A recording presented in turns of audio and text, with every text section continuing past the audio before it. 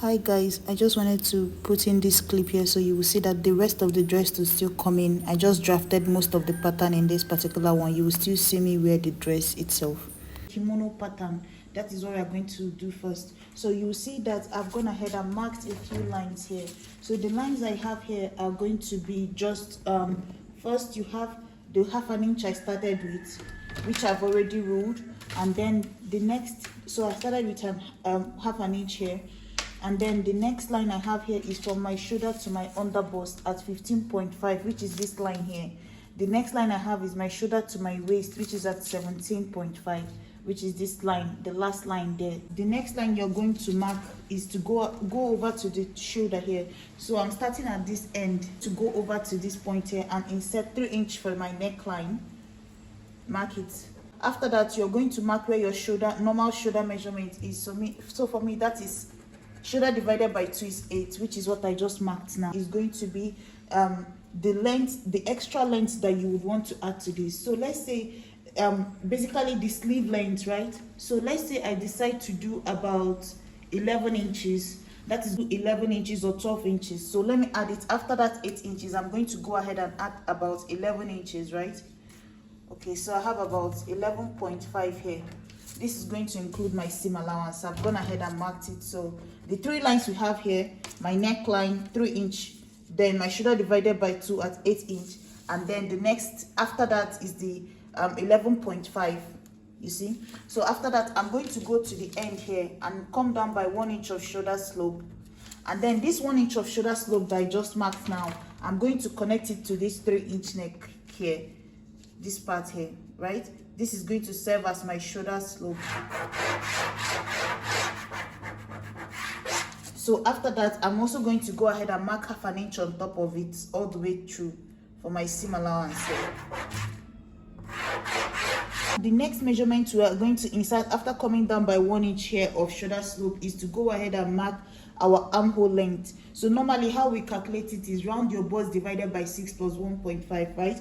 But since this here, there are different variations to this dress. You will see some people, their own is tight. I'm going to insert it so you see some people, their armhole is loose. So it depends on you what you want to do. If you want to do the one that is tight, I'm going to be doing the one that is tight because my fabric is Akara. Their own is like very softer fabric. I don't know the name, but mine is an Akara fabric, so it has some starch to it. So I'm going to work with a stiffer one, but I will tell you if you're working with a lighter fabric and you want your armhole to be loose, how you're going to do it. So for me, what I'm going to do is that after that, my 1 inch of shoulder slope that I just marked, I'm going to mark my armhole length, which is what I just told you how to calculate. Round the bust divided by 6 plus 1.5, mark it. So for me, it should be somewhere here at 9. I'm going to connect it, mark it here. You see, that is what I just marked now. But if you're trying to make yours loose, right, what you can do is to use your shoulder to your breast point. That way your armhole will be open. Or you can do, after that 1 inch of shoulder slope, you can just, instead of doing your normal armhole length, bust divided by 6 plus 1.5, you can add extra, like another 1.5 or 2 inches to it. That way you will open up more. Or you just use your shoulder to your breast point as the opening of your sleeve. Basically, what I'm trying to calculate here is the opening of our sleeve.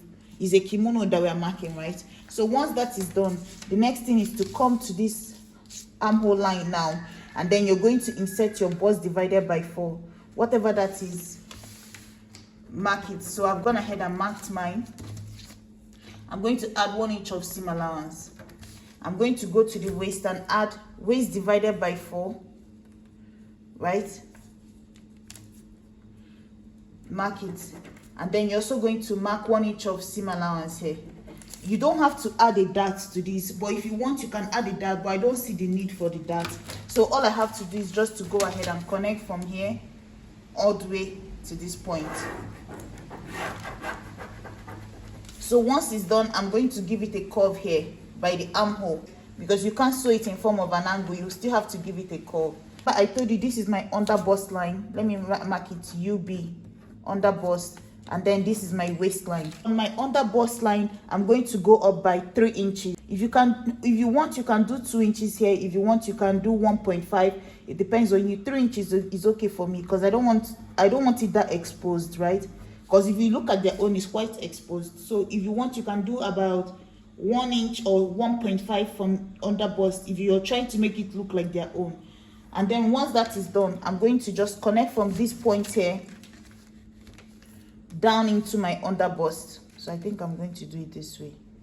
What I was saying is that my under bust line, my waistline, I came up at the end here by 3 inches and then connected the rest into this part. So guys, I was actually looking for my curve ruler so I can use it to connect the under bust, but at this point you see that I've marked so many things and then I later found it. So this is what I'm using to give it a curve. So guys, you see what I did here. So I came up for my under bust line by 3 inch like I was telling you, and then I just used this ruler. Forget all these lines that I made here, these ones don't matter. I just use this ruler to blend it in back into this line. So you're going to connect it back into this line. These lines here, I was trying to use a straight ruler to do it or freehand it, but perfect one would be just to use your curve ruler. And so guys, if you use this straight line, it will look as if the top is not your size. You know how sometimes you see someone wearing a cup and then it's as if the cup is on top of the bust. Don't use a straight line, use a curve ruler. That's why we marked under bust. That way, under bust is supposed to mean that the top is going to cup your bust. So that's why I went back in and brought this my ruler here so that I can be able to just blend from this part here. I even feel like I need to go back in again and blend it more. So once you come up 3 inches from the under bust line, from this point to this point, or 2 inches or whatever you decide to use, go in, use your curve ruler and then give it a cup. Like blend in here. I think I'm still going to go back in and make mine even exactly my cup, right? Yeah, so this is more like it now. So this here is going to be my under bust. All this one here are still going to be part of my bust, right? Then this part here will now be my under bust. Went to the end of this here, the end of this sleeve here, and then I joined it together like this. So this is the end of my sleeve. I went ahead, added 1/2 inch at the end here. So went ahead and connected the neckline from here. So from the 3 inch I marked here to the 3 inches down here. So all I have to do now is just to go ahead. I'm going to cut out the basic sides of this here because with this here, we're going to be drafting the back. So guys, this is what we have here. You see what I did? I just cut out the basic shape of the kimono. I'm going to use this here to cut my back panel. And first thing I'm going to do to cut the back panel is that I'm going to come down here by 1 inch for the back neckline. And then I'm going to connect it like this. So now I'm going to use this here to trace out the back of my body. So I'm going to be tracing it directly on the fabric. We're going to use this here now to trace out our back panel. So guys, this is what we have at the moment. So like I was telling you, this is what we had initially, right? So what I was saying is that to trace this on your fabric, right, you're going to use it to trace your back panel. So you see the changes I made. I'm going to point it out. So first is the 1 inch of back neckline. I cut it out. And then the next is the zipper. I added 1 inch to the outer part because this is the back that we're trying to cut. And while I was cutting it, I made sure to fold this in, right? I folded the band away, that band part, because we still cut that one out, but we're cutting it in front. But I don't have to cut it at the back. All I did was just fold the pepper in at the under bust line. That was where I folded it. And then cut exactly what is on this paper all the way around, except 1 inch of back neckline, zipper allowance, everything remains the same, right? But then I added 1/2 inch at the end here. This 1/2 inch is because I'm still going to trace this small part itself on its own, right? And then when I go to trace it, I'm also going to give it its own 1/2 inch at the upper part. So when the two 1/2 inch meet each other, I will form back this whole back bodies, because this is what the back is supposed to look like. Let me show you. So you see, this is it here. This small piece that we folded away, the under bust and the waist, is this one here. So I added 1/2 inch at the top of it here. So when the two 1/2 inch meet together like this, you see, it's exactly the length of my top back again. You see? So that is basically it. I didn't add 1/2 inch at the end of it because I already know that I added that on my paper itself. You will see the way I rolled it under the waistline here. So another thing that I'm going to do is that I'm going to reduce the back a little by about less than 1 inch. I'm going to just go up on the back, reduce it a little bit. I don't want it to bulk up, so I'm going to do about 0.75 here, blend it in down to the end like this, and then I'm going to cut it off.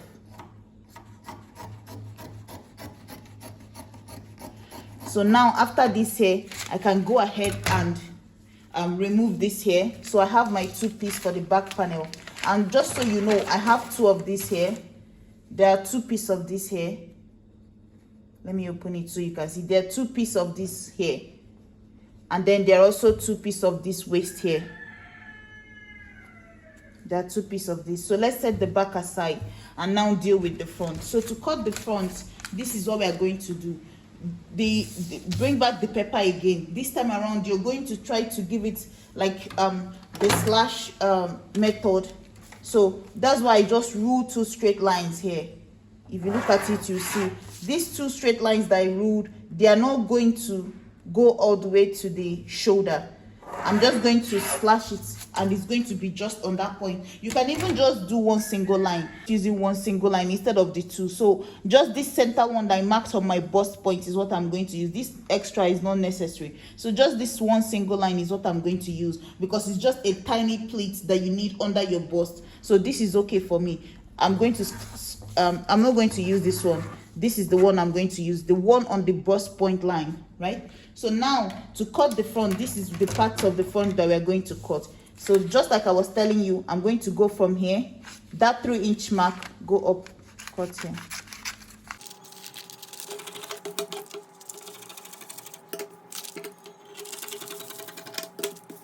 And that is all we are cutting for the front. So you see, first thing is that I cut out this part here. The neckline is out. So these are the 2 pieces that we're going to need for the front panel. So the under bust one, and then this one. That's why I said just 1 slash is okay, because I can move it. Even if I want to give it this much gather, I can move it that much. There's no need for 2 lines. So I just but I'm going to need about this much. So now, so guys, you will see that I've gone ahead and cut out the front panel, and then I cut out the bottom. The bottom, I cut 2 pieces of it, and I made sure to cut it on a fold. You see, let me remove this so you can see, and make sure that you're going to add 1/2 inch here. The reason why you're seeing a little bit 1/2 inch here is because I used 1 inch for my side seam, and then I decided, okay, I would like to add more seam allowance to it. So that's why I added a just tiny 1/2 inch here. So just so I would have about 1.5 for my side seam allowance, right? But other than that, this is the only part you're supposed to have seam allowance, because we've already added our seam allowance at the bottom here, and then our seam allowance at the side when we're cutting it on the paper. And make sure that this is on a fold. So one will serve as your lining, one will serve as the main cloth. So let me open it up. So if you see, once it's open, it will look something like this. You see, it's going to look like this, 2 of it, 1 for lining, 1 for the main body of the top. So now the next thing is the upper part here. So I have 2 pieces of that. It's not going to have lining. And then if you're wondering, the only part that has seam allowance again is just this under bust part. And if you're seeing this tiny 1/2 inch here, just the same thing I said. If you feel like 1 inch is okay for your side seam, don't bother adding 1/2 inch to the side too. I just added it so that my side seam will be 1.5, like I said, instead of just 1 inch. So you will see that I also added 1/2 inch under here all the way through like this. And then the space I have here is about, let me check. So that should be about 2.5 inch or 3. So you see, it's 3 inches between the 2. So between this pepper now, I have 3 inch of this that I'm going to give it here, right? So now all I have to do is to remove everything, set the pepper aside, and then the next thing is, if you want, you can use lining for your own, but you notice that their fabric is quite light, so there's no lining on it. So this is the front panel here, one side, the other side, right? And then this is the back panel here. All I have to do is just to take it, join it shoulder to shoulder, just like how we normally join our kimono. And then I'm going to use bias to run it over. So let me show you, just like this. This is what we have. Join the 2 shoulders together. You see my 2 shoulders are still the same. So join the shoulder here, take this other one here, join the shoulder here.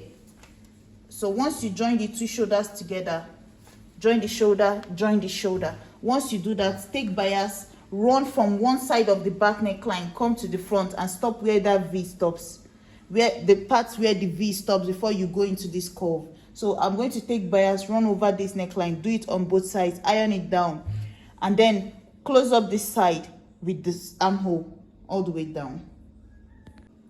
So guys, this is what we're working with right now. You see, I've gone ahead and joined it together. So let me show you what I was saying. You're going to go ahead and use bias to run it through. Use bias to run the other side through. You see, I use black bias to finish up here, and then you see this center piece here, I joined it to it. Like I said, you're going to cut 2 of each one for this bottom part. You see, I cut 2 of it, and then I fixed this inside of it and used 1/2 inch to sew it down, covered it like this. Did the same thing at the back. Each side I tuck this in, cover it. There's no dart here. You see, put this one in between here, tuck it in, sew it down with 1/2 inch. That is it here. So you see the front panel here, and then I also joined the shoulder, and then just hem it like how you hem your clothes. The next thing is that you're going to take line small you know, the very tiny elastic. So that is what we are going to use to pull this here a little, not too much. So you're going to measure from the tip of your shoulder like this to where you want the sleeve length to be. So that might be maybe, let's say 7 or whatever it is, 8. So you're going to take it from the tip here now and use this to pull this top part here. It can also be 10, 11, whatever it is. You're just going to use that elastic, put it underneath here, sew on top of the elastic. It's now going to pull the top together. So that's how we're going to get this crunchiness at the top here, the gather at the top. We already got the gather at the bottom part at the bust with just just by pleating it in, right?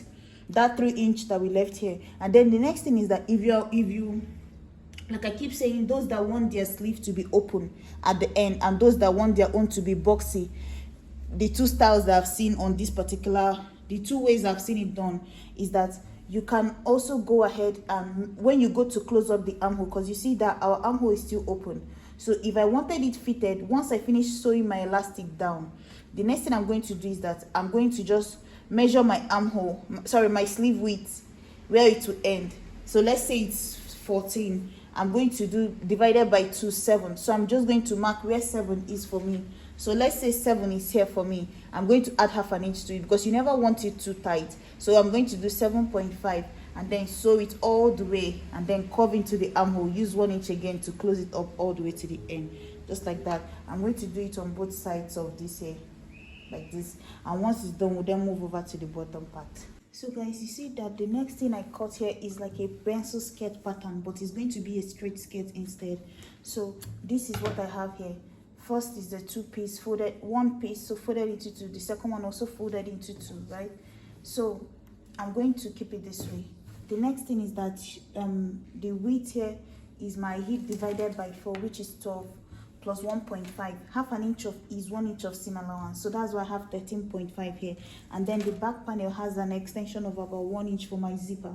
So now the length of this skirt is the length of my dress minus half length. So the length of my dress in total is going to be 35, right? But you remember this is basically a kimono top, a pencil skirt, a straight skirt, not a pencil skirt, with a circle skirt on top of the pencil skirt at the bottom. So the bottom is basically a pencil skirt, a straight skirt. I keep saying pencil skirt, a straight skirt with